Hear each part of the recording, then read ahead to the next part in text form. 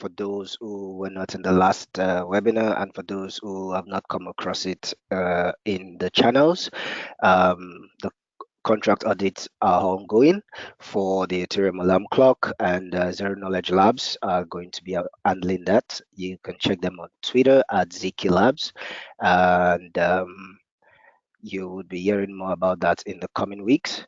You guys have been asking a lot about it in Telegram and other channels, so we had to give you this, and you'll be getting more information in the coming weeks. So the Ethereum Alarm Clock Protocol 1 is one of the places we've had a great progress in the last since the last webinar. And in the last webinar, I informed you guys that work was very close to completion, and I can tell you that right now we have the version ready, and it's awaiting release to app.chronologic.network so that you can all start testing it and see the real difference, and be able to see what we've been telling you about, but you've not been able to confirm because you were not able to access the DApp. So the major things you would notice upon first usage of the DApp includes the faster loading times on the DApp. So Kenny has been very active with development, and he created an issue in GitHub about having issues with the scheduled transactions not loading. There were also issues with the executed transactions taking forever. All this have been resolved in this update, and as well as the time nodes having lesser requirements to execute transactions. And there were also complaints about the time nodes not being able to claim transaction. Some of you were tried creating time nodes, and then you had a problem where you were running the time nodes for a day to a week, and you realize you're unable to claim any transaction during that period. That has also been resolved. That was as a result of basically the difference between an HTTP web provider and a WebSocket provider. That has also been resolved. I just want to confirm real quick. Could you indicate with 3 in the question box if you attempted setting up a time node, or if you have at any point in time attempted to set up a time node? Oh, sweet. Nice. So thank you, Next Level. I'm guessing you would have experienced the issue of not being able to claim any transactions. So that has also been resolved, and you would realize once you're able to run the time node that things are a whole lot more balanced now. So within the next coming days and a few days, this will be released to app.chronologic.network. We're just waiting for a few things to come in place, and we're waiting for PR on my crypto to be merged, and then everything will be deployed. So on to the next thing, the Chronos Protocol, our wonderful Ethereum alarm clock on steroids. Logan, our alarm clock guru, and Peter have been working on this, and I also have been working on this, and we've been able to make a whole lot of improvements. For those who do not know the Chronos Protocol, it's basically an advancement on the Ethereum alarm clock. The Ethereum alarm clock has a lot of issues that have to do with bloat. there's a lot of bloat in the alarm clock, as it were. So we're trying to skim down on a lot of this bloat and focus on the main components which are required and which are needed to get things running without the unnecessary overhead. This includes focusing on the scheduling algorithm, right? And this as as at when Piper developed this to deploy a transaction costed about 2.5 million units, and if you were to pay about 40 GOA for each unit, if your gas price was as high as 40 GOA, you would be paying almost almost an ether basically to just schedule a transaction. But all these have been taken care of, even as of the alarm clock version 1. Um, the price has been dropped to very close to 500,000, uh, uh, although still more than that. But the Chronos Protocol attempts to, or is planning or intends to ensure that this is as reduced as possible, which part of which is depending on IPFS and other systems to make this possible. So you have the improvements like cost effectiveness. You also have the temporal and conditional scheduling, where you can either have a time-based scheduling or a event-based scheduling, basically an if this then this, then that conditioning for the scheduling. Also, we have the claiming mechanism, which we've been going over and over and over again.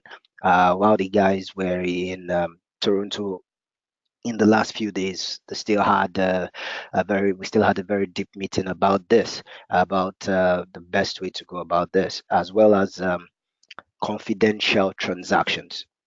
So I'm going to go a little deeper into the claiming mechanism.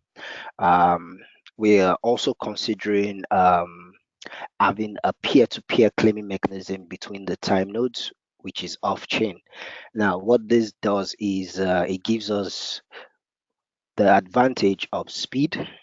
It gives us the advantage of uh, cost effectiveness, and also the fact that you do not need to go to the chain each time, but instead making use of the typical peer-to-peer gossip and what have you protocols. um, you are able to get information as soon as possible, and therefore the time nodes get to delegate and choose between themselves who gets to claim or execute a transaction. This is still under research and development. We're still working to build a POC for this. We've also had different other models in the past. We've had at least two different on-chain models. One depending on having a queue, which is the most prominent right now, apart from the peer-to-peer model, which is off-chain, basically having the queue. Logan presented that in his last webinar, where you have a queue and you have the different time nodes creating bonds for each one of the queue by staking an amount of day. This you guys should also remember that to partake in the claiming mechanism, right, you actually have to stake either day or Ethereum. Now, this is an advantage to day holders, as that means that your day can this increases the utility of your day tokens basically, and once this is getting, as we go further in this protocol, you guys will get more updates basically. So on to the elephant in the room, EDCON. So there's a lot. There's a lot. There've been a lot from EDCON. The guys were really basically speaking, it was a blast, right? In case you've not checked out the recording, you can check it on YouTube. The link is on the screen. We would also paste it in the chat for you guys to link to it if you need to. One of the one of my team would paste it there for you guys to link to it. And if you want to skip straight to Logan's speech, you can go to 1 hour 47 minutes and 22 seconds in the video. There you will be able to listen to Logan give his talk at the conference. So, what do we have to take from the conference? First thing is that it was a very okay. Don't let me exaggerate, but I think it's safe to say it was a very successful conference. Uh, we got to meet up with great minds. I wouldn't be mentioning names, but very prominent people in the space, and we got to discuss about the implementations of the alarm clock and the Chronos Protocol. Also, we made new friends who have already been helpful. Peter has a new best friend right now, which we joke about internally, but a great guy, which you all know, but I wouldn't be mentioning names, as I've said. Uh, there would there were also a lot of interviews. You guys will get to see the videos released in the coming weeks as as they are produced and ready. Also, you'll be hearing more about the strategic communications we're able to have during the conference, and you'll get more updates in the coming days to weeks, basically. So you guys should watch out for that, and I feel that you guys are going to be very excited when you do get to receive the updates on the conference. So that's the gist of it. You guys should remember to visit our links to reach out to us. We have the blog, we have Telegram. You can also visit the YouTube channel to view the videos and also to watch webinars in case you miss them. You can also reach out to us on Twitter at ChronoLogic ETH. So it's time for questions and answers. So let me have your questions in the question box, and I would try to answer it to the best of my capability.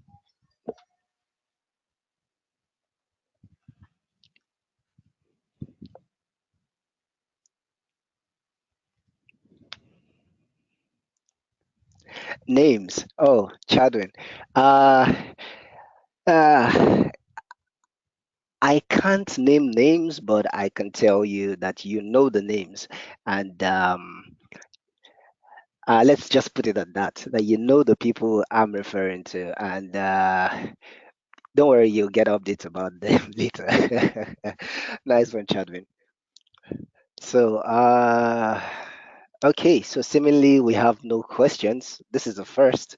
Well, uh, okay.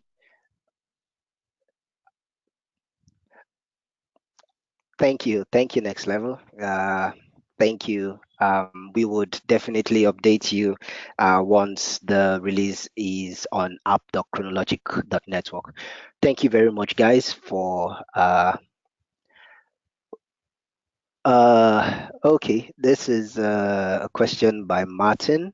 Says, who is manipulating the volume on its BTC? Oh, okay.